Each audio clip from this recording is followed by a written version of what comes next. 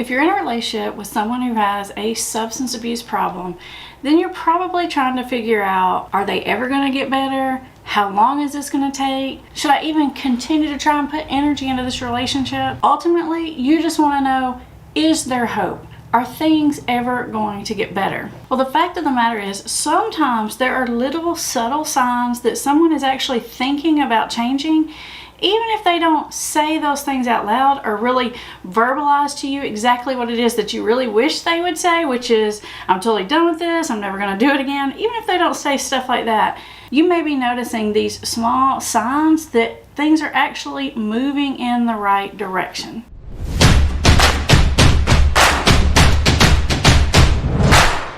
For those of you who are new here, I'm Amber Hollingsworth and you're watching Put the Shovel Down. This YouTube channel is all about helping you understand the science and psychology of addiction so you can recover your life and your family and get back to living the life that you want to live. Here on this channel, we are all about helping you have practical advice and strategies, a whole lot more than just stories and philosophies. We want you to really understand the step-by-step process for getting your life back on track. Now back to our topic. In this video, we're actually going to look at 5 signs and symptoms that could be happening that maybe you haven't paid enough attention to, or you didn't even realize these are actually good signs, signs that someone is thinking about making a big change. Now, before I go too far into this, I will say this. Most of the time, in almost every situation, change is a process. People don't all of a sudden wake up and decide, okay, that's it, I'm done with this forever, I'm putting it down, never touching it again. We all go through this process of, I call it the bargaining phases, where we try to keep it into our life, but we try all these different little techniques to cut it back or control it or make it better for periods of time. We all do things like that. And I know when you're watching it from the outside, it can be really, really frustrating because you know in your mind that that's not going to work, or that they're going to end up right back in the same situation as they always do. However, these signs and stages really are important for people to go through, because that's what you have to do to get to the point where you realize that you're gonna have to let go of something completely forever for good. You gotta get there, and these are signs that we're moving in that direction. Number 1, your loved one may be trying to cut back their use of the substance.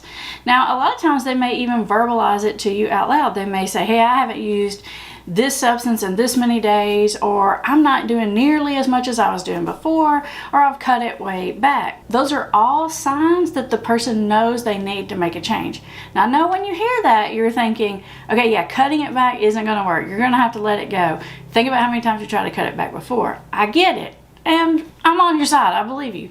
But allowing people to figure this out is important. And if you'll just allow it, it actually speeds up the process. Which leads me to my second sign and symptom, which is kind of like the first one, but slightly different. And that is that the person may have these periods of complete abstinence. It's not uncommon for people with substance abuse problems to say, hey, I'm going to take a week off, or I'm going to do a 30-day challenge where I'm not going to use anything at all. There's a couple of things that could be going on. One, they could be trying to prove to themselves that they're not an addict or an alcoholic or whatever, because in their mind's like, well, if I could go all these days without it, I don't have a problem. Or they could be trying to sort of reset their tolerance, or sort of reset to get back on track, because in their mind they think, eventually I'm going to be able to use this substance, but I need this time period away for some kind of reset. And like I said, sometimes it's really even a testing that the person is doing.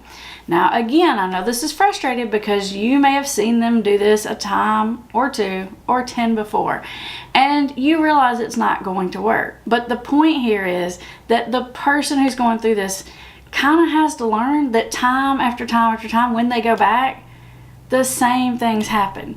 They go back to the same problems, they're using the substance in the same amount, and it's just basically they get the same result.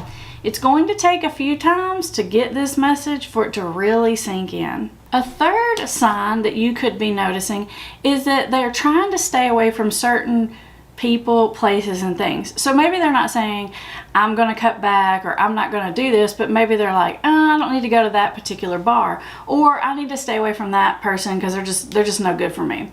Again, this is the sign that they realize that there is some level of problem going on with their substance use or addictive behavior, and they realize that something needs to change, and they're kind of working up to making the really big change that needs to happen. But you'll see some of these other smaller changes in their habits will come around first. Now, the fourth thing is sort of the opposite. And number 3, I told you they may stay away from certain situations.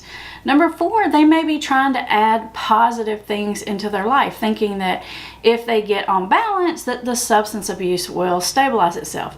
For example, I'm going to get a better job that I really like, or I'm going to start exercising several times a week, because they feel like, hey, if I make myself feel better, if I work on my confidence, my self-esteem, if I get out of this bad relationship, whatever this is, if I bring in some good things and get rid of some bad things, that's going to fix it. Again, this is likely a bargain, and if you're in a full-fledged substance abuse addiction problem, you can bring in these positive things, but until you get rid of the addictive behavior, you're probably going to stay trapped. But like I said before, it's still a sign that they're starting to get it. And the 5th sign that someone is getting ready to make changes or is in the process of making big changes is that they maybe even agree to get some level of help.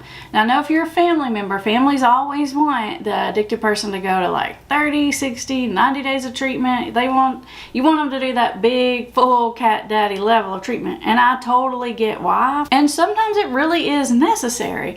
But for the most part, before people do that, they try a lot of other things, like, okay, I'll go talk to a counselor. All right, I'll try one of those meetings. Or, okay, I'll talk to my cousin Jack because I know he got sober. They may agree to do some level or a step of help. Now, it may not be as big as you want, but it is still a step in the right direction. So I don't want you to minimize this or ignore this. Anytime you see these positive steps, it's a good idea to reinforce it and maybe even explore the issue further.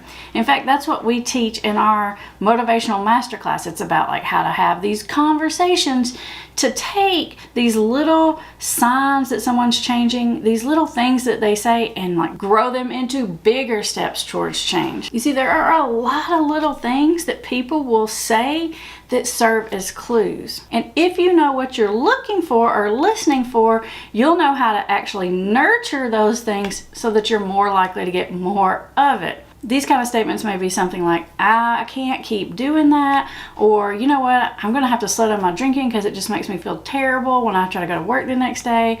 It may be statements like, oh, I really wish blank, or I know I'm going to have to do X, Y, or Z. These are all little statements that people make. Let me give you an example. The other day in my office, I had this young man. This is a teenage boy, and I've seen him for a few sessions. He actually has a lot of change talk. Now, let me tell you, he is doing every wrong possible thing. He's surrounded by every wrong possible, like, peer.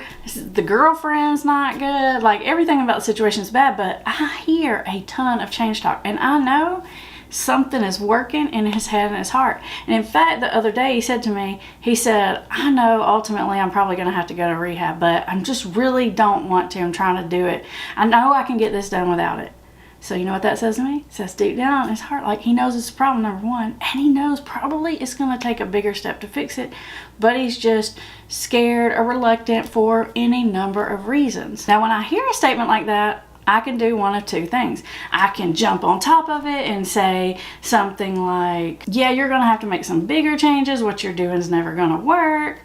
Or if you already know you're going to have to go to rehab, why don't you just go? But if I jump on top of it like that, that's going to make that young man be more defensive. And then he's going to wish he didn't say it. And then he's going to wish he took it back. Or instead I could say, really? What makes you say that? I could ask a clarifying question. I could explore that with him, because when I ask that kind of question, he's likely to say, because I just keep trying to quit doing X, Y, and Z, but all my friends do it and it's just really hard. You see how I can hear and listen for that one little statement, and I can kind of dig in there and I can pull more out from that?